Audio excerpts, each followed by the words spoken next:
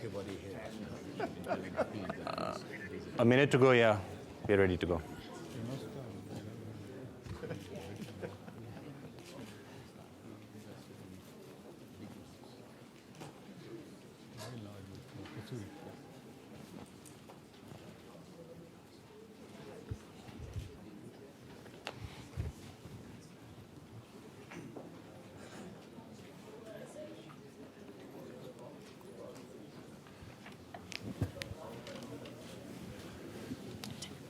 Mr. Mujal, you can come in here. That one? How are you, Bob? Just put it by hand. I just want to consult it during the course.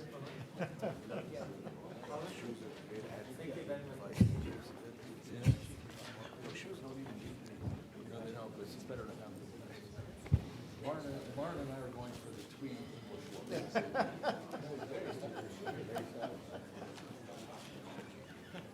Man of the people. So it's a sign of India's position that they're doing the fact that we're doing a debate like this here is a sign of the way India has risen.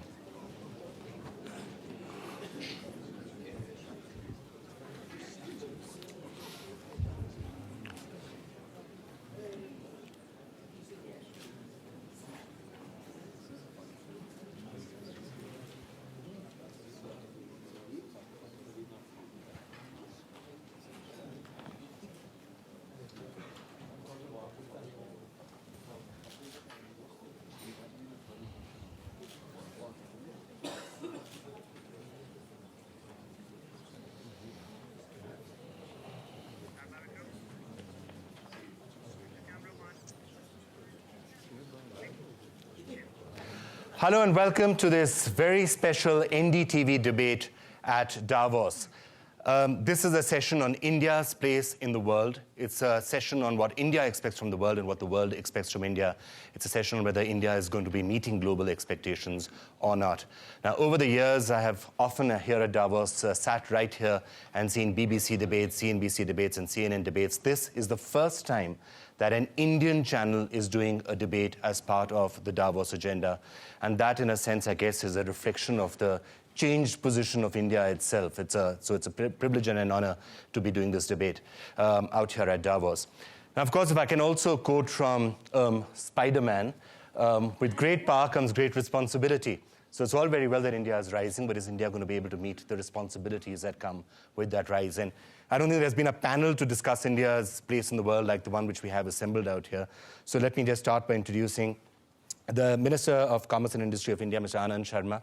Great to have you with us, sir. Robert Hormats, U.S Undersecretary of State for Economic, Energy and Agriculture Affairs.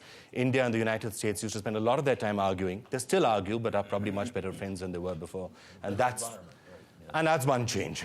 Anand, Mahindra, wonderful to have you with us as well. Sir Martin Sorrell, you have been watching India and the rise of India for a while, and I'm sure you have opinions on what India should do. With great interest and enthusiasm, yeah. With great interest and enthusiasm. I'm delighted to hear that. Some of the global Indians that we have with us as well, I think India's rise was in a sense spearheaded by some individuals who went to make a mark for themselves on the global business stage. None more so than Rajat Gupta of McKinsey, who's with us on this panel. It's wonderful to have you with us. Sitting next to him, Zakir Mahmood, President and Chief Executive Officer of the Habib Bank of Pakistan. We are not going to convert this session into an India-Pakistan debate, which it might have become 20 years back or even 5 years ago. I think we are moving on, but it's wonderful to have you on the panel with us. And finally, it gives me great pleasure to welcome Manvinder Banga, President, Foods and Home and Personal Care, Unilever, United Kingdom, another Indian businessman who has really made his mark on the global stage. And we have fantastic members of the audience here as well, whom I will keep on turning to: Montek Singh Alwaria, N.K. Singh, Pramod Bhasin, and Randy Zuckerberg of Facebook, who's with us, is going to be taking part in this, and we are going to be taking questions from Facebook as part of this session. Right, now that I've set it all up, sir, why don't I start with you? What do you think the world expects of India, and is India going to be meeting global expectations or no? Yes, India will be meeting global expectations. As far as what the world expects from India is to provide leadership. and growth in the 21st century. As a mature democracy, the largest on this planet, a factor of regional stability and peace, inclusive growth. Okay. And as far as delivering on those expectations, yes, India is capable, India has the resources, India has not only convictions, but the capabilities which are developing as we talk. And it has the will to do it? Definitely so. All right. There shouldn't be any doubt on that. So, Hormats, does that please you? Would you like to see India playing a leadership role in the 21st century? Yes, I would. For all the reasons the minister has mentioned, I think India will play a major leadership role. I think it's interesting that we're having this panel at all. 20 years ago, this subject perhaps wouldn't have come up, but if you look at what's happened over the last 20 years, one important indicator, the first and only state visit in the Obama administration has been the visit of Prime Minister Singh to Washington that took place a couple of months ago. This underscored the importance that the United States attaches to the relationship with India. Second, India plays an important regional role, a strategic regional role, not just with one or two countries, but in the broader context, India is a source of stability, a source of wisdom in the region it finds itself in. With respect to a lot of countries, that stability is important. Second, India has earned a spot in the world today by virtue of the growth that's taken place, the dynamism of the Indian economy. And third, India now is a major player on the global economic scene. India is a leader in the group of 20. So India's context in the world has changed from a country where we had difficult bilateral relations 20 years ago to the only state visit we've had to a strategic regional partner, to a growth generator, and to part of this new global system of 20 countries where India plays a predominant leadership role. And that, I think, gives India a role today. And I think India is going to continue to play that role in the future. Of course, you still do argue with India in many areas. I'm going to turn to them in a couple of minutes. Countries always argue, but it's constructive, and we're arguing over things where the context is one of positivism as opposed to the old Cold War kinds of issues, which were relatively negative. So arguing with the context and in a positive spirit. We argue with Canada. We argue with Britain. We argue with a lot of countries. The context. Let me quickly put it differently. Debate in a democracy is healthy. Right. A democracy cannot sustain itself and continue to grow without debate, without discussion. Okay, so as long as you're debating constructively, not for the sake of argument. Anand, Mahindra, you've come to Davos, of course, lots and lots of times before, but I think the very fact that we're doing a debate like this also underscores, in a sense, the change role that India plays. Is there, do you think, in Indian policymakers a full awareness of the different stakes that India has in the global community now? Well, we have a number of policymakers in the audience, so I'm sure you can throw that question to them. I intend to. But if you had asked me this question 12 months ago, or more than 12 months, before the meltdown, I might have had a different answer. But I think post the meltdown, post the recession, there's a very different, a qualitatively different expectation from India that I think the world has. The missing link today in the world is trust, whether it's trust of corporations, trust of governments. There's a general expectation that can we get people we trust from an integrity point of view, with moral leadership, and yet get the growth the world needs. Now, this sounds like India is going back to its old model high horse, which we've been chastised for many times in the past. But I do believe that if we can, within our democratic framework, within our value-driven framework, if we can demonstrate the kind of steroidal growth that the world expects, well, clearly, that's something that will set us apart from the other nation that's always spoken about in China, because there is clearly an unspoken uneasiness about growth that comes within a more autocratic framework. We have an incredible opportunity to set an example and prove that you can get the kind of growth that we need and the world needs, but within that democratic framework that the world wants to see remain.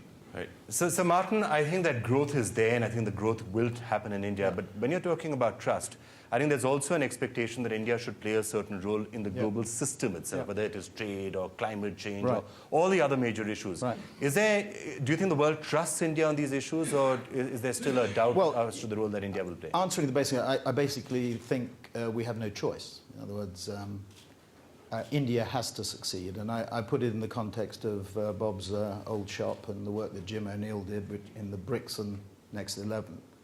And I know you don't want to turn this into a debate about India and Pakistan, but I would be similarly bullish about the opportunities in Pakistan. I wouldn't underestimate, certainly what we see from our clients is growth there too. So in the context of what's happened in the last year or two, and just picking up on the point that was just made, which I think is fundamental, there has been a great change, I think, in the attitude in India that we've noticed over the last couple of years.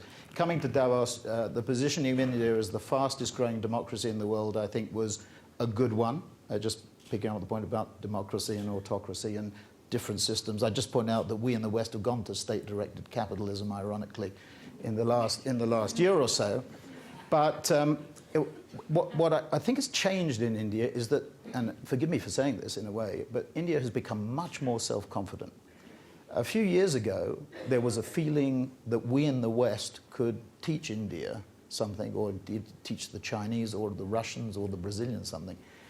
Having sort of been in control of what happened in the last year or so and having messed it up a bit, putting it mildly, the feeling, I think, in the East and the South is that there's very little, maybe, that we can teach them. And therefore, I think India has become much more self-confident. I would say the major issue from my perspective in comparing China, for example, with India, and there is, in my view, if you're running a global company, no choice. You have to expand your operations and build your operations in the high-growth areas of the world, and India and China are those. It's the issue of infrastructure. That is the key difference. And I think for India to succeed, that has to be, and I know it's a priority, and we can talk maybe a little bit more about it, but that investment in infrastructure, that is the big distinction between China and India. And I was there with Scott and some of my colleagues in Dalian, and we went to India for a week just last three months. And you look at it, and it really comes home, that difference in infrastructure. That is the difference, and that's, I think, where the major, and I know that Kamal Nath and others are really focused on that, building 20 kilometers a day or whatever the objective is. All right. India is, of course, a far more self-confident place right now. But do you think the full awareness of the changes that still need to be brought in India, and that this comes both the internal changes that Sir Martin was talking about, building infrastructure, getting education under control, things like that, but also how India interacts with the rest of the world. And I think there has to be probably some sort of confidence even in those dealings, which are not coming. Let me go back to your original question, what the world expects of India. I think the biggest contribution India can actually make is the development of its own people. If you think about India clearly has the potential for the largest middle class in the world. The development of its own people will create enormous opportunities for the global system. And I think that's the first responsibility, which actually has many implications, and primarily in the social field. I mean, we talk about growth, fantastic, but we should talk about inclusive growth and how far it reaches, which means education, healthcare, infrastructure, urbanization, so on. That is the fundamental responsibility. I think all this about our position in the world and et cetera, will be a natural byproduct if we are successful in developing our own people. And that is a big challenge, not a small challenge. Okay. Let me just get you in before I come back to the others. Would you agree with that? That basically the most important thing India has to do is set some of its own house in order in fixing things like infrastructure, making sure that poverty goes, making sure that there's inclusive growth. Is that pretty much the perception of the government itself? Of course, and I think that has been a priority of the government. It is clearly reflected in all the major policy initiatives and decisions. If you look at India, where we were in, say, 1980, and where we are today, in less than 3 decades, it has not happened accidentally. It is not only that the world has suddenly discovered India, or we are on a journey to discover the rest of the world. India has invested in institutions, in human resources, mindful of the fact that we are a country of paradoxes. If we are talking, as Rajat mentioned, of one of the largest middle classes, which India would create, becoming, maybe in the next couple of years, the 5th largest market in the world and the 3rd largest economy in less than 2 decades. But the human resources, the median age in India is 25 years. So we are home to 20% of the world's children, 17% of the world's population. And today, investment is taking place in universities, doubling the IITs and the IIMs. Okay. The only time we did it earlier was when Nehru was the Prime Minister in the decade of the 50s. And why I refer to 80? Let's not forget, we first talked of preparing India for the 21st century. That was Rajiv Gandhi as Prime Minister, the technology mission. And India leapfrogged from a country which was a victim, I'll still say, of an accident of history. We missed out on industrial revolution. So did China and other developing countries. Okay. We were not free nations. But to catch the technology changes and to straddle that huge divide, particularly the high end of technology, when you look at the space science today, the IT, the communications, right, and the more and more human resources that come out of India, not in the next few decades, you can say that when the world faces a major challenge because of declining populations, aging populations, and there will be a shortage of skilled manpower, projected maybe to the extent of 40%. America is not going to suffer it, but Europe and some other parts of the world.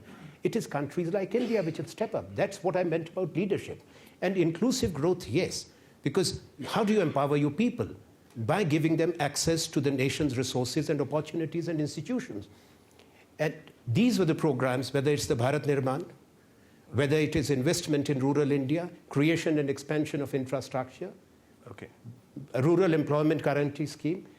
If you look at the resources which India has been able to commit, it would have been unthinkable that India, a country which has so many poor people, a country which has so many developmental challenges and has an aspirations of its people and their dreams to deal with, will be able to mobilize and commit resources to create one of the largest social security nets in 5 years. I'm not saying that we have reached where we want to be, but certainly our direction is clear, our mission is clear, the leadership has a vision, and the world is recognizing what India can do today and in the coming decades. All right, sir. When you look at the position in India from the point of view of Pakistan and from the neighborhood in general, is that good enough? India is setting its own house in order. India is growing very fast. India will be an engine of growth, perhaps, for the world. Or would you like to see a change in the way India deals with its neighborhood and with the rest of the world itself? Well, in the region, India is admired, as it has admiration globally also for its growth and the progress it's made in the last couple of decades.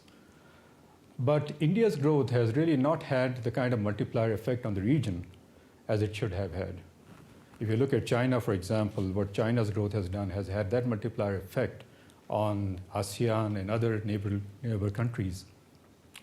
We're still waiting for that multiplier effect. And why is that? I think one view is that India is really not engaged enough with the region, in its own region, with SAARC. If you look at India trade, overall, within SAARC is about less than 3% of its total trade. So I think from a regional perspective, what we're looking for is India to engage more. Economically, trade is very, very limited. And I think from the Pakistan point of view, we hope that we'll see more of that. But when you say that India's not engaging enough with its neighborhood, and you're right, the sort of trade which is happening in the region is a small fraction of what it perhaps could be. Is it also because of the bilateral problems that do exist? I mean, when you're talking about building out trade between India and Pakistan, it would always be held hostage to some of the other problems that bedevil the two countries. Oh, clearly that's the case, but I think notwithstanding the bilateral problems, I think there are also opportunities to open up trade more. What we have is a basic framework with SAFTA in place, but what we don't see on the ground is actual progress being made. There are all kinds of barriers, etc. Minister, if I could just get you to respond to that, is the region an important area or an arena for India to be in or to play in, or do you see India now having a slightly different view of itself in the world, where it doesn't see the region that important, it wants to play a more global role? You see, we are rooted to reality, and we are pragmatic and truthful in our approach. There's no question of India even thinking that it will race ahead and leave its neighbors behind. And that's why India has been insisting to make SAFTA meaningful, like NAFTA is. Why can't South Asia be the same? Why can't we open up our hearts and our borders? There are certain painful realities. That's the violence and terrorism that exists in our region. That is hurting everyone, whether it's Pakistan, India, and the region as such. We know what's happening in Afghanistan. Now, these are not the things which are beyond our control. But collectively, we have to put our minds and hearts together. The leaders of the civil society.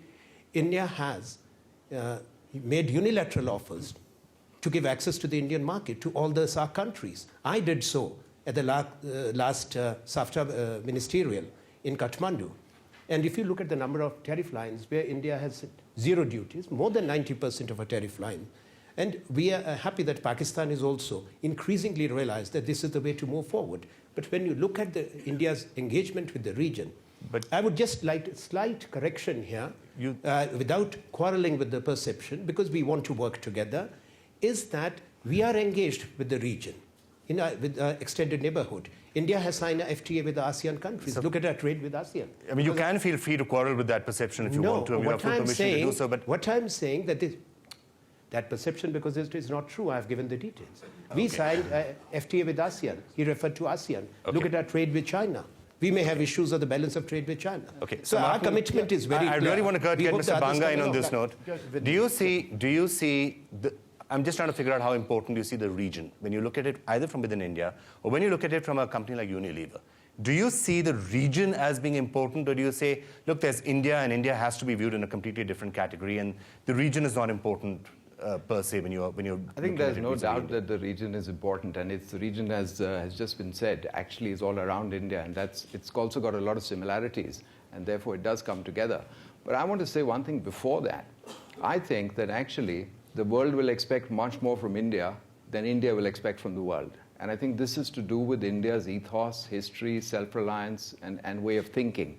It's very deep-rooted in that, and I think that is going to be the case.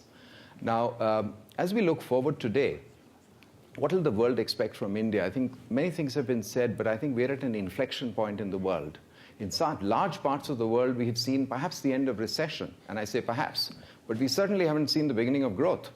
People are looking for new development models, new society models, new growth models. Everywhere these questions are being asked. And if they're not being asked, they're certainly within people's minds and hearts. And I think India has the unique opportunity to provide a source of inspiration. It's been talked about earlier. It's vibrant democracy. But more importantly, creating new growth models, inclusive growth models, which no one has done before. All other democracies have huge distribution of income issues. Right. Or a source of inspiration for business, where businessmen in India have for years done more with less. Or for consumers, actually, as consumers in the West learn to grapple with this new reality, I think the Indian consumers' approach to frugality and value consciousness will be a source of inspiration. I think apart from this, of course, the world expects India to be a huge marketplace as we move from 1 billion people to becoming 1 billion consumers. And that's important, of course, for India in its own development, but also for the world. But perhaps one last thing, certainly it's not been said thus far in this session. I think with all of this inflection, there is another question, and it's about responsibility. And whether we like it or not, I think the world will expect India to be part of the climate change solution, even though it was not the problem. Right. As part of the climate change solution, as part of the trade solution as well. And I do want to come to some of those areas where the world will be expecting India to play a more responsible role. But if I could just get your reaction, Mr. Hormats, to some of the stuff that's been discussed so far. When the United States looks at India now, do you see India, you used to see India in a certain regional context, and specifically India, Pakistan, for a long, long period of time, or through the prism of the Cold War. Where do you see India now? Do you see it as a global partner, as a global ally, as rooted more from a global point of view or more from a regional point of view? We see India as a global partner. I think if you look at the way the world's changed from 7 or 8 industrialized countries being the sort of board of directors of the global economy, now it's 20. But among those 20 are a certain number of countries that really are particularly dynamic and are particularly important in this overall system, and India is one of them. So we very much see India as a partner. We see India as a partner in improving the global trading system. We see India as a partner in addressing global energy problems. And I think that is one dimension of the relationship. It's sort of G20, but it's beyond that. The other thing, though, that's very interesting for Americans in particular is we see India also as a partner in some of the newer areas of technology. One of the things that we would like to do is, because we know from the fact that there's so many Indians in the United States who are so successful, there's a very personal set of relationships that are developed. It's not just at the political, the head of state level. You know, if you look at entrepreneurs in the United States, many of them come from India, and this was stressed in Prime Minister Singh's visit to the United States. The dynamic role of the Indian community in the United States has done two things. It's pulled us together, not just on political grounds, but on cultural, on scientific, on personal grounds. So what we do is we're hoping, as a result of a lot of agreements that have been signed during this summit, but a number of other areas of commonality as well, to work with Indian scientific community, to work on breakthroughs in agriculture, to work with India on breakthroughs in medicine. We see this at the high levels of global partnership, but also at the level of actual practical progress and dealing with some of the fundamental issues that our world has to deal with at a very pragmatic level. Support on the civil nuclear treaty, I don't think really the Indian community in the U.S. made an enormous contribution and a great role in getting that over the line when it was. And getting that particular issue too, because it develops that trust and not just at a government level, but at a personal level. Right, so that was to the good, and the civil nuclear deal obviously helped move India into a slightly better position. It got one of the major problems out. But Sir Martin, I just wanted to come back to the point that Mr. Banga was making just a short while back. There are still many areas where India needs to do things, and where the world is expecting India to be part of the solution, and even if it is not part of the problem. Climate is one of them. Trade is another. And there could be a number of other issues. Iran could be a third. Well, the thing I wanted to just inject was, if you I've always thought about why it was that India took off at the time that it did. And obviously, if you go back through the history in the 90s, there are a number of significant political, economic, and social changes that triggered that. But I always thought that neighborhood envy, if you looked at the rise of the Chinese tiger, that exerted an influence and pushed politicians, with all due respect, and others to focus on the issue. And coming back to this... So if I could just interrupt you, that's an interesting point you're making. You're saying the fact that China really took off almost propelled India I think into not wanting to be left behind. Deng Xiaoping's speech in '85 and the measures that we've been alive at WPP for 25 years, and for 23 of those 25 years, we've had significant operations in India and China, and we were blessed really by half by chance as a result of that. But the point I'm making is this, and I think India is, again, I don't want to be critical because there's a lot going on, there's a lot to be done, and there's a lot of internal things that have to be done, whether it be education, development of people, although with a 1.2 billion people population base, the world is Indians' oyster. But I think India has to become more externally focused. And the issue is this: China has subtly, whilst the West have been focused on Iran and Iraq and Afghanistan, China has started to spread soft diplomatic influence throughout the world. You see it in Africa, you see it in Latin America, you see it in Asia generally. It's not just the contiguous countries, not just the region that we're talking about. And I think India as a world power, my view is this is a 200-year swing. Go back to the early 19th century, go back to 1825, and India and China accounted for 40% of worldwide GNP. According to Goldman's prognostications or other forecasts, by 2040 or 50, we'll be back to that. And the BRICS and the Next 11 would be back to 50% of worldwide GNP, which again, where they were 200 years ago. So history wasn't on the side of India and China for 200 years. Now, I don't know if there's going to be another 200 years, but it will be now. This is an inexorable force. This is unstoppable, in my view. And there's a major shift, and we in the West have to come to terms with that, have to understand it. But India will have, as a result of this, very significant external responsibilities as well, which I think, and having said that, there's a lot to do.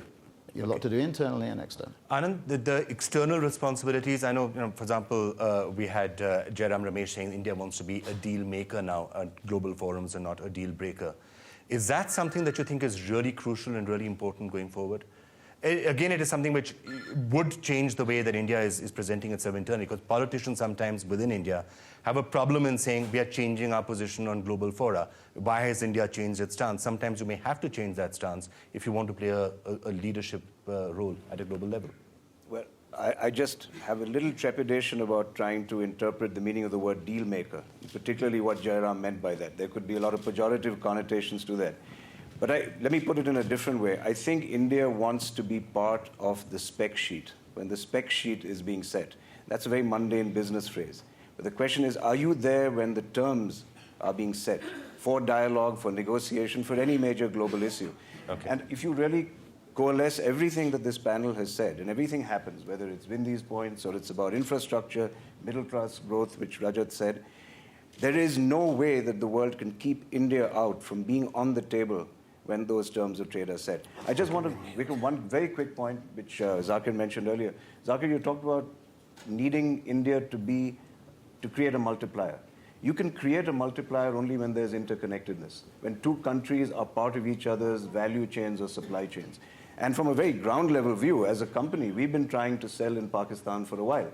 And in fact, I got the crazy answer last year in Davos from one of your policymakers saying, you can sell from your tractors from your company in China or the US. I can't let you sell from India. How are we being given an opportunity to build a multiplier if the doors are shut? Okay. I believe the case is that Pakistani businessmen are worried about being inundated. I think there should be more confidence. I'm willing to play and see who wins or loses. Okay, before I turn to Facebook, you want to quickly respond to that? Are India's neighbors sometimes worried about being completely swamped by India? No, I don't think so. I think there is a possibility. There's so much that we can do in terms of trade. And Pakistani businessmen, I can say that for certainty, are actually looking for opportunity to export into India. They feel that's a very large market, and there are economies of scale that they can achieve for their own products. So I think if the politicians say that, I'd say I think the business community needs to do some more convincing of that. But there is this whole issue of bilateral relations, which I think need to be addressed. And that's a subject for the politicians too. All right, I just want to move away from the panel for a couple of minutes because we've heard what the panel has been saying, but we've also been asking some of the questions to all the people out there in the world on Facebook and also on NDTV.com. I'd just like to welcome onto the program, onto the show, Randy Zuckerberg, who's, we all know what her brother Mark has done with Facebook, but in many ways, Randy is now the face of Facebook, if I can call it that. Andy, you did a special poll on this subject on Facebook. What was it and what did you find? That's right. So this is clearly an issue that many people are passionate around the world. And over the past few days, we've been asking Facebook users all over the world what they think, what should the world expect from India. It's interesting, a lot of people in the panel mentioned leadership in major areas. Something that we only lightly touched on was climate change. But overwhelmingly, that was the response that most of people on Facebook thought that the world should expect from India was to be a leader in climate change over the next few years across every age group. That was unanimously the majority answer. Right, Randy, and solving the problem of global poverty got about 19%, acting as an engine of economic growth got about 13%, but cooperating on global issues was the big one. That's right. You did ask a couple of other questions, Andy, and I'm going to come back to those in a couple of minutes. But Minister, if I can just get your reaction to this. It comes back to that point which I was making earlier about wanting to be a deal maker on big global issues. Is that something where you think India has been, I don't want to use the words obstructionist, but when we landed here at Davos, there was an article that we read in Foreign Policy that said India is holding up too many international treaties. Is that a fair comment to make, and is it true, and particularly in your ministry when it comes to trade? Well, I do not know if there is selective amnesia on the part of the author, because India has taken major initiatives. There was the Doha round of the WTO, which was stalled for 15 months, frozen literally. I'm not going into the merits or demerits, whether we were right or the others were wrong. When countries negotiate a multilateral treaty or a regime, they come from different levels of development, different aspirations, and their national positions. And that's where you meet, talk, and try to find a common middle ground. India took the initiative to re-energize the Doha process by convening a ministerial in Delhi in the first week of September. It was a rainbow coalition put together, not our key partners in the developing countries, all the Caucasus, but key interlocutors of the developed world, whether it's the US or Canada, Japan, and EU. And we were responsible, which has been acknowledged in the G20 Pittsburgh Summit, that talks have resumed, negotiators returned to Geneva, and today text-based negotiations are proceeding. And Prime Minister Dr. Manmohan Singh was very happy. I was not there at Pittsburgh. Montek was there. He's here. But that is what we can do. Okay, But we cannot decide for 153 countries. We can only take a leader's initiative. And quickly, I would like to also mention that it's not only on trade and climate change. It's not a question of deal making. Deal is not. It's how you harmonize position in the larger good of humankind and planet Earth. Same goes for trade. So that you bring about a trade regime which is truly global, which addresses the legitimate aspirations and challenges, also the developing countries and the poor countries, because poverty is very high on your agenda. And we are in 2010. And let's not forget the Millennium Summit and the Millennium Development Goals. So I would rather go first for the eradication of poverty. You cannot address the challenge of climate change without eradicating poverty. This is a painful truth. Okay, Mr. Hormats, this is the time when you can do some of that friendly arguing which you were talking about a little earlier. Well, I think our countries are working together. The minister is working with Ron Kirk, our U.S. Trade Representative, very closely. And I would simply make the point that we're in a negotiation now. And the success of anything on the environmental side and anything on the trade side depends very heavily on contributions from the United States and contributions from India. It's almost impossible to see a satisfactory resolution of these issues without these two major countries contributing on trade liberalization and dealing with the environment. But not just us, China, Brazil, and a number of others. The question, each country has to decide internally how far it's going to go. But I think looking at it from a global point of view, the contributions of these countries are essential. Whether we can get there or not remains to be seen, but the dialogue is going on. It's very constructive. There are differences of opinion. There's no question about that. And the process has gone somewhat slower than I think either India or the United States would want. We have to work these things out for the interests of the global economy. And that means digging deep into our domestic politics to try to bring people along to solutions that they might not intuitively want to go along with, given domestic pressures. So it is a constructive dialogue. It's not the sort of dialogue that makes you tear your hair out. And it's very constructive. We actually had a meeting this morning. It was very constructive. When the minister meets with Ron Kirk, it's very constructive. Okay. We have a long way to go. India has a long way to go. All of us have a long way to go. But the dialogue is a constructive one. And I think the goal is one that's quite similar. Whether we can get there or not, it still remains to be seen. I'll just give another word, constructive engagement. Constructive engagement, that's right. Can I make one other point on following up Martin's point on why India made these changes? And he correctly pointed out there was competition from the rest of the world. The other thing that was important, I think, was that India had a very difficult period in the latter part of the 1980s, early part of the 1990s. And I think that traumatic period led people in India, the government certainly, the prime minister when he was doing other things at that point, and the country to realize that the old model didn't work. It was broken.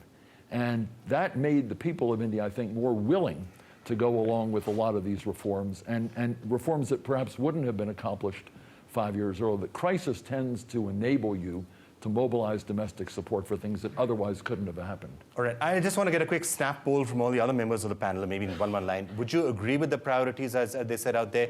And what the minister said, India has to first solve the problem of poverty, and only then can it start playing a role in things like climate change. No, I didn't say make it conditional. I said that issue has to be addressed. I think that's where I'd like to pick up. I think that I don't think these issues can be dealt with sequentially, because they all are there at the same time. Okay. Now, actually, where I think India is quite unique, it is very special. It's got a lot of diversity, it's got a lot of multiple cultures, it's got a pluralism in its ethos, it embraces diversity, it's got openness of discussion and views through its democratic process. It is therefore the ideal crucible for innovation. And I think therein will lie the solution to many of these issues, because I think we are well positioned as a nation to articulate solutions that embrace and tackle 3 or 4 of these issues at the same time. I was listening just today to this story about solar light and Honda's business. Now, those ideas of innovative business models cut across many of these issues. And I think one important point we touched upon in terms of this whole issue of trade, climate change, and so on, I think just as the world can expect a lot from India, Anand talked about it. India has the right to be at the table in the start, and I think that is correct. I think the world started a process of globalization. This process is inexorable and irreversible. Okay. And I think the current climate is taking people to actually stop and pause and actually turn left and right and so on. And I think that's actually got to be challenged, but constructively. I think the world has to be truly flat. It has to be truly flat in all the aspects we've discussed. Okay, quick comment from you, then I want to turn to the question of what India should expect of the world. I want to build on Bindi's point and say that India has the most vibrant civil society of any place. It has an extraordinarily entrepreneurial business community that is getting more and more socially conscious. And it has a government which has now the resources and programs to get at the problems of poverty, etc. But one thing that is crucial, I think, is how to get all these three sectors to work well together.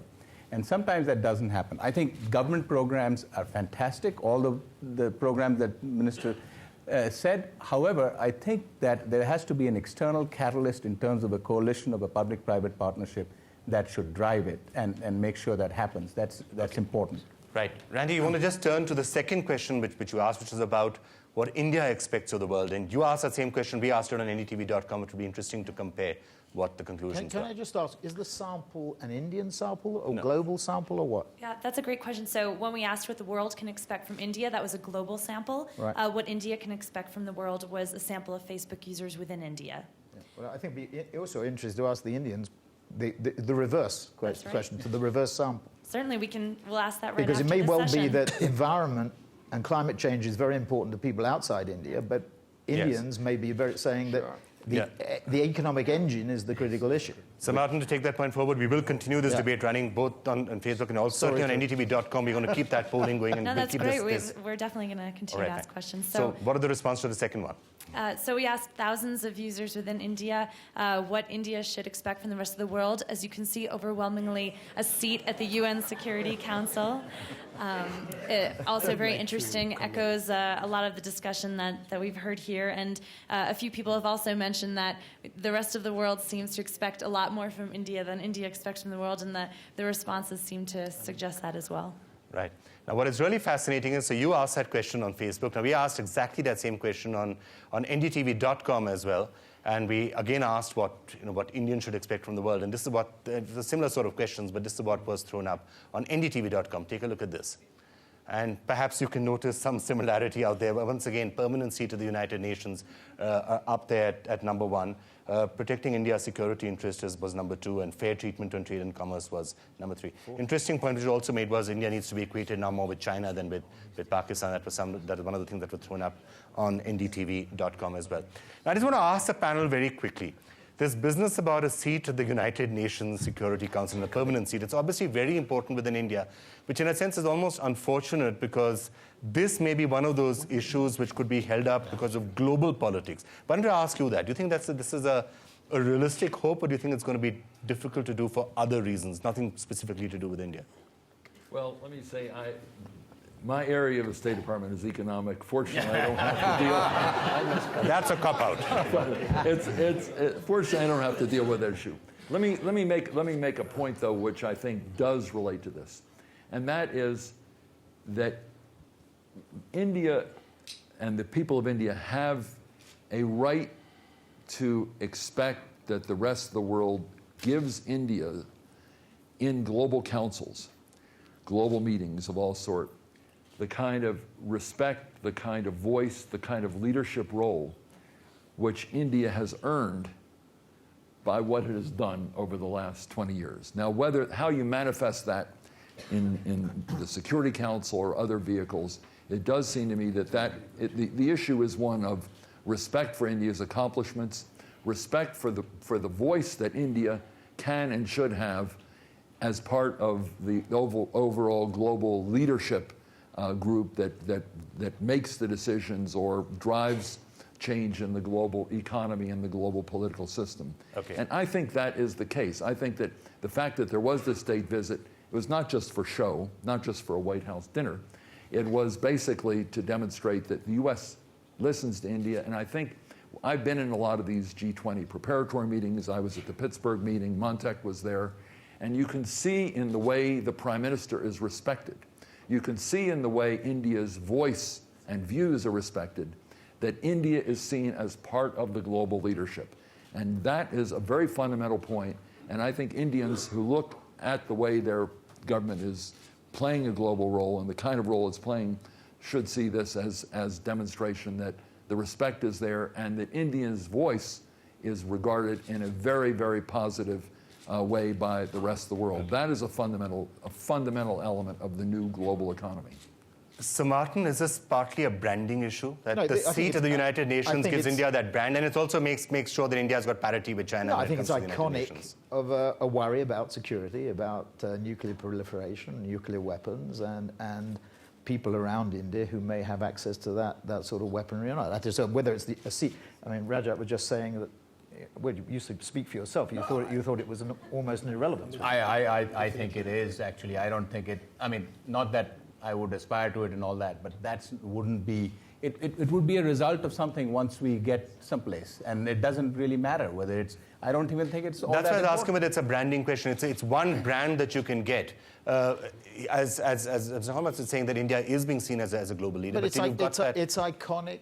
It's an iconic solution to the problem. I just want to inject one thing. India is at a rapid stage of growth. It's come onto the world stage in the last 10, 15 years, whatever it is. It's now up there with the other members of the BRICS and the next 11. I think we in the West, I mean, I find it to some extent a bit cheeky of us in the West to expect India or indeed China or Russia or Brazil to provide the solution to issues that we to a large extent created ourselves.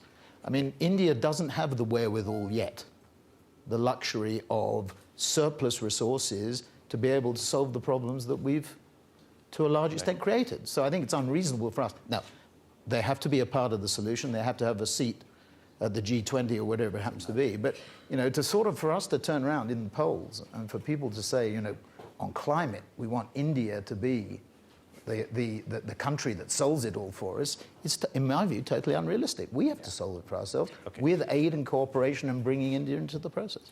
Mr. Sharma, is that the way you would view the priority? And how important to the government is I the think seat it's of the not United a question Nations? of priorities. It's a question of what India looks in itself and its role in the global order.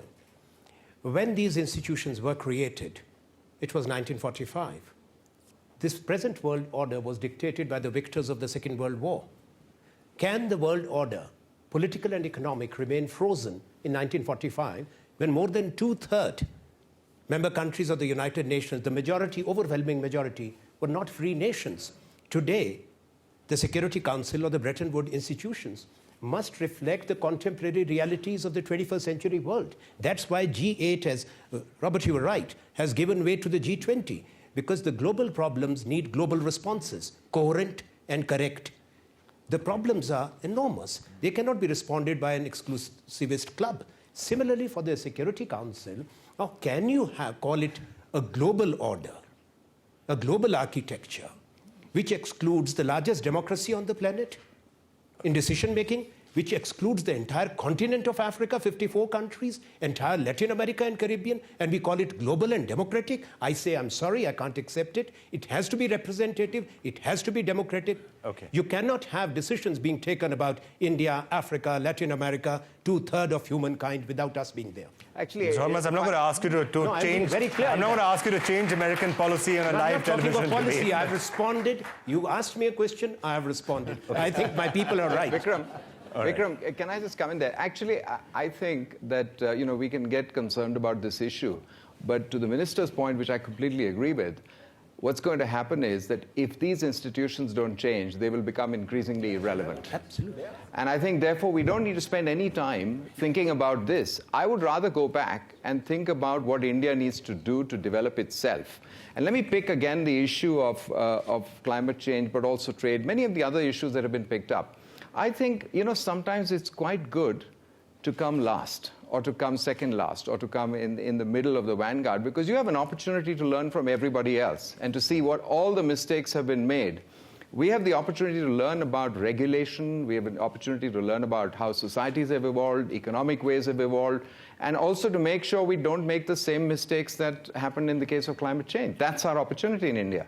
Okay, Mr. Hormats, again, as I'm saying, I'm not going to get you to specify American policy on this, but in general, do you think global institutions will increasingly have to reflect the changing nature of the world? And are they doing it in an adequate fashion right now? Absolutely they do. And if the UN were to be reinvented today or invented today, the Security Council would look a lot different for the reasons the minister has described. I think the minister's point is a good one, and the people who subscribe to that, who answered that poll, understand one thing, that the world is not the same as it was in 1945 or even the year 2000. It's changing, and some institutions have the flexibility to change more rapidly than others. The G20 went from the G7, or G8, however you want to look at it, to the G20, with India playing a major role. The IMF and the World Bank are changing gradually. The votes are changing. The voice is changing. In other areas, if you look at the way the environmental issue was dealt with, there are relatively few countries in the global leadership group that include India and some of the bigger countries. So institutions that have the capability of being more flexible have moved in exactly the direction the minister has correctly indicated they should be moving. And I think you'll see in the World Trade Organization, there's a notion of unanimity, but the real leadership core are a small group of countries that include India, the United States, China, Brazil, and a few, and EU and Japan.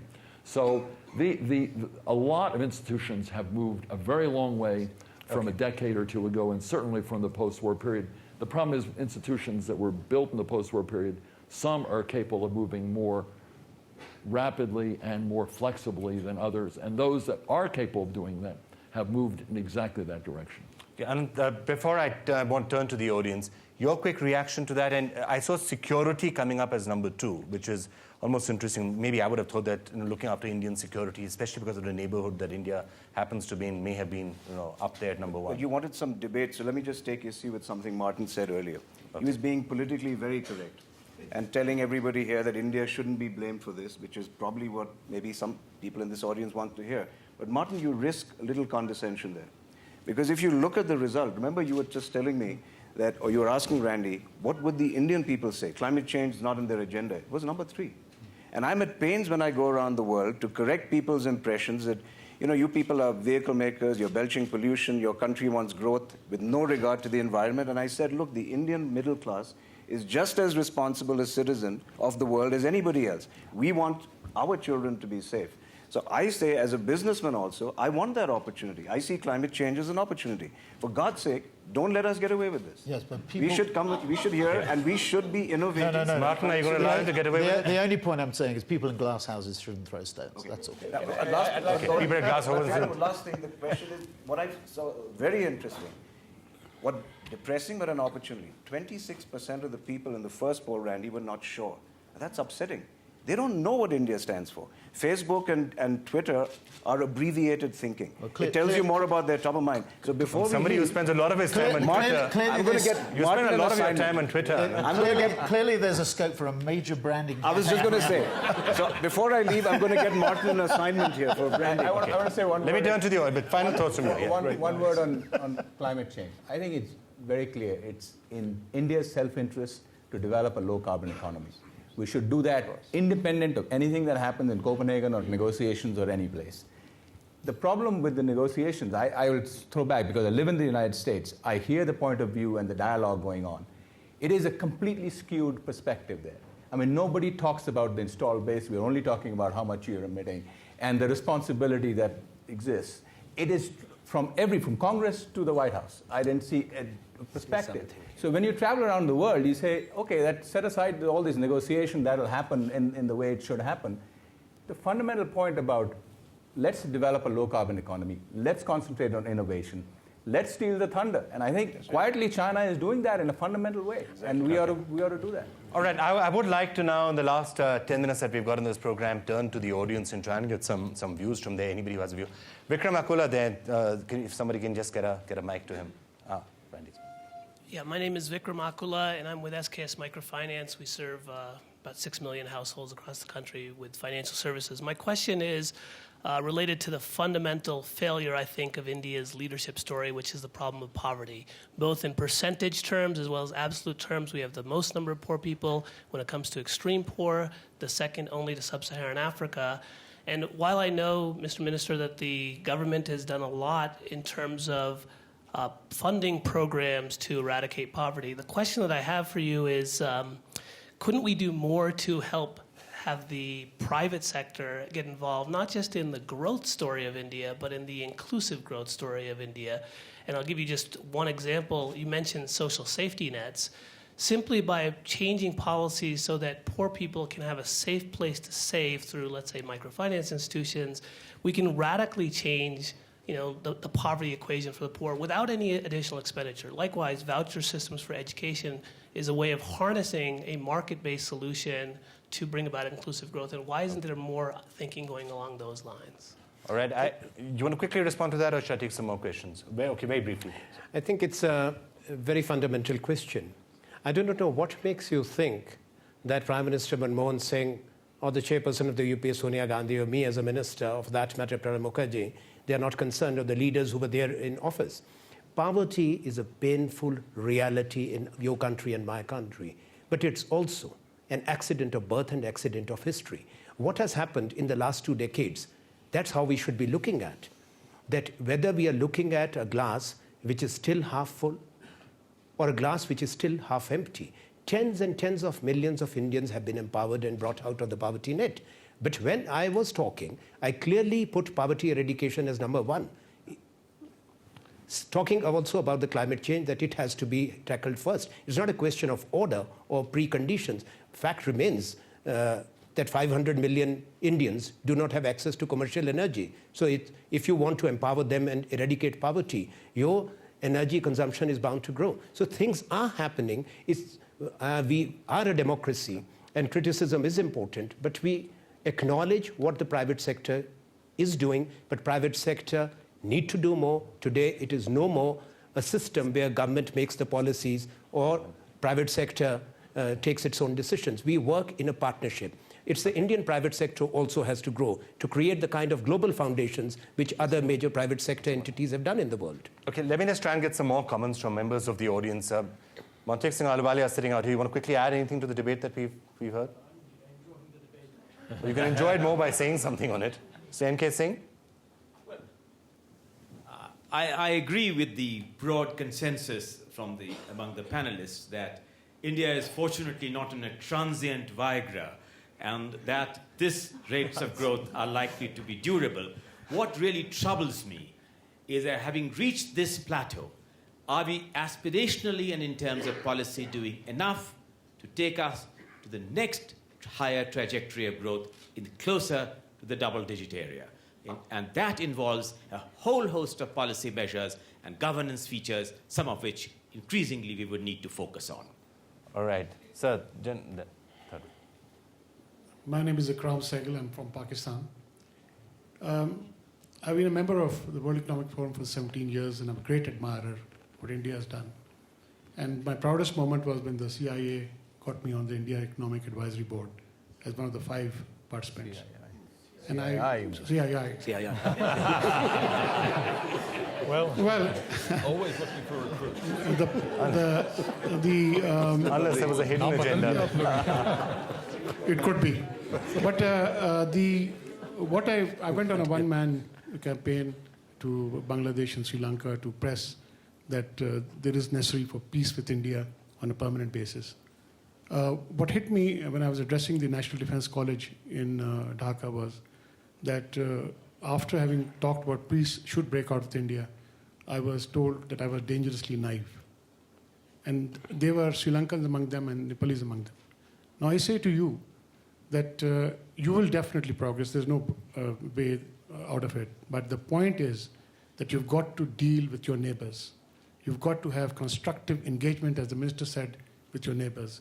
And you've got to go the extra mile with your neighbors. Because unless you do that, you're going to have a population forum which goes back. Now, I think people like Anand, Mahindra, who want to have things like the business community want to have truck with Pakistan. I'm not going to make the India-Pakistan thing. But there are other neighbors in your vicinity that you've got to have constructive engagement with. All right. Mr. Srivastava? Yeah. In terms of what the world expects from India, one of the things that I think is there's probably an insufficient realization across the world on how big a stake everybody has in India's success. Because if you look around the world, where do you find a country that has the scale, the number of people we have, in a democracy, with the kind of diversity that only exists globally, and all of it exists in India, religion, language, culture, you name it, and it doesn't have oil. So it's got to succeed based on just people. And if we get that right in this framework, then you become an example for every country in the world that's developing, which would believe that it can. So I think there's a huge stake everybody has in it. All right. Randy, you have an update, I think. Thanks, I see you have the net open in front of you. asked us to ask India the question, what should the world expect from India? We've seen over 1,000 responses come in the last few minutes. And the majority says to act as an engine for economic growth, but very close to that is still to cooperate on global issues like climate change. So within India, people think that still echoes. acting as an engine of growth is more important than the other issues. Well, that's correct. That's an interesting, quick reaction. I mean, you can see the power of the internet. They can get you a response within minutes. Absolutely. Any other question you have? We have 30 seconds to go before we end the program. Can I make? I just want to make. Do you want to speak? No, go ahead. I wanted to comment on the engine of growth, and I think that there's something about Indian growth which is very interesting. It shouldn't be compared, as some people on the outside do, to Chinese growth. The growth model is a different model. What I think is interesting is that India is participating in what I look at as sort of a second industrial revolution. In one sense, and an important one. The old industrial revolution was based on an enormous amount of power. Power was seen almost as a free good. Heavy things, using a lot of steel. The new model of India, and you look at the nano, for instance, it is producing items that people need at very low price points, using resources, energy and raw materials in a very efficient way, and developing markets for the sort of the lower end of the triangle, the bottom billion as it's called. Okay. If India can do that successfully, and I think it can, it is developing a new industrial model which will be very useful for not just for India, but for selling things throughout the world. It sets a different kind of industrial revolution target, which I think can be very successful. In fact, I want to ask the entire panel now, we are almost out of time, so I just want to get everyone maybe with their final thoughts, just a couple of lines if you can. And I'm going to start in reverse direction this time. I'll start with you, So Mr. let me not repeat what's been said. There's wide consensus, and pick up instead the point that someone raised, which is what can private sector do more about poverty alleviation? And I think the most important principle to remember is that the biggest stakeholder for private sector is actually the population base of any place, of any geography. Because in the end, they are the potential consumers, and therefore they are a responsibility. And private sector is engaged in a variety of ways in going well beyond engaging people and actually helping them become part of this vibrant growth model. I think that's very important, and it is happening. All right. Firstly, I'm very encouraged by what the minister has said about trade. Look forward to that actually expanding into something truly meaningful on both sides. Both have responsibilities. As far as climate change is concerned, I think this is a very, very topical issue for the entire subcontinent. In the next 30 years, 40 years, population will grow from 1.5 to 2.2 billion, and we have major challenges throughout the region, particularly in terms of energy as well as resource management, water resource management. And here, all of us, much of South Asia depends on glacier-fed rivers. So I think what we're looking for, India particularly, to take that leadership role to get the region together to manage the resources effectively. But Mr. Mahmood, as we just saw in India, the question of security being so important and the question of terrorism being so important, is also, in a sense, taking on from what Mr. Sehgal said a short while back. Do you see that there would be any possibility in moving in that direction unless the question of terrorism, for example, is actually sorted out? Practically speaking, would it happen? Well, if you look at what's happening inside Pakistan, there's a major war going on in the north of Pakistan. The country is actually tackling terrorism, and there's a big price that civil society also is paying in terms of what's happening over there. I think Pakistan is demonstrating that it's very serious about rooting that out. I think what Pakistan does need from India particularly is more understanding, and I think if we can work together, there is going to be a time when I think we will have much more stability in the region, but I think India is going to be a major contributor to ensuring that stability does arrive. All right, Mr. Gupta. I would concentrate the biggest challenge is what we talked about, which is inclusive growth. stressed the word inclusive and poverty alleviation. To that, fundamental is education and health. While I think the government is doing lots of stuff, I think it's not making progress fast enough, and we need the private sector and everybody to engage in these two issues. And I'll raise one last one, which is India has the risk of unplanned urbanization, which means urban poverty and urban slums. And it really has a great opportunity to do it in a planned way to make wonderful, livable cities, and that's going to be a very important initiative. So Martin, final thoughts from you. I think the conventional wisdom is that India is a service economy. It will be a great service economy. That was bred out of the outsourcing that we saw historically, and that China was a great manufacturing. You're seeing the reverse. I think that India will be not only a great service-based economy, but also a great manufacturing-based economy as well.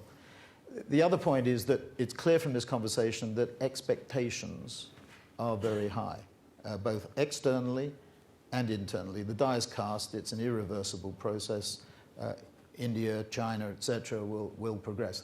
This is going to put great pressure on the government to deliver. And the question or the observation about taking India to another level, double-digit growth as opposed to high single-digit growth, I think is the critical issue. So the pressures are going to be great, not only internally, but as we've heard also externally too, of India's role in the world economy as well as internally. Right, Mr. Mahindra? Well, let me use the time just to focus on something that came out of this innovation of yours, using Facebook here. The first concern was a seat at the security table, if I'm right, Randy. To me, this is not different. If you had gone back maybe 20, 30 years, you might have had the same outcome. And I think it's a function of a post-colonial society's mental map. You want self-esteem. You want respect when you come out of that. And my point is that mental image in my mind is that earlier we were like a baby at the table. You're on a high chair. You've got a bib around you, and you're just screaming and saying, I want this, and I want to be at this table.